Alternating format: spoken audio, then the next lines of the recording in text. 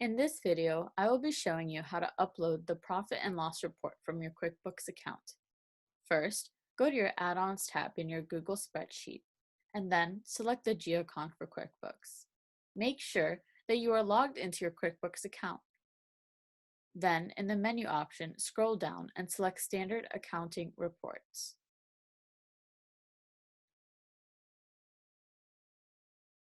From there, select Profit and Loss Report. At this point, you are ready to create a template for the profit and loss report. There are various options for this report. You can have dynamic date range or static date range by clicking on this icon. In our demo, we are going to keep it static date range, which will cover 1 month. Then we will compare this month to our previous 6 months. You will have the ability to choose an accounting method, accrual or cash. You can also choose to see the year to date. Additionally, you can select all or any specific account from the Accounts drop-down box.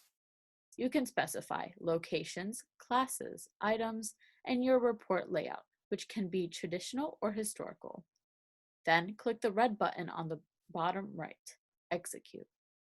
By executing this report, you not only save the template, but also retrieve data from your QuickBooks account. If you need to refresh your data, you can either do it manually or automatically. To manually refresh your data, you will need to select Add-ons, then G-Accon for QuickBooks. You will then have to proceed to scroll down and click on the menu option, Refresh Current Sheets for all companies.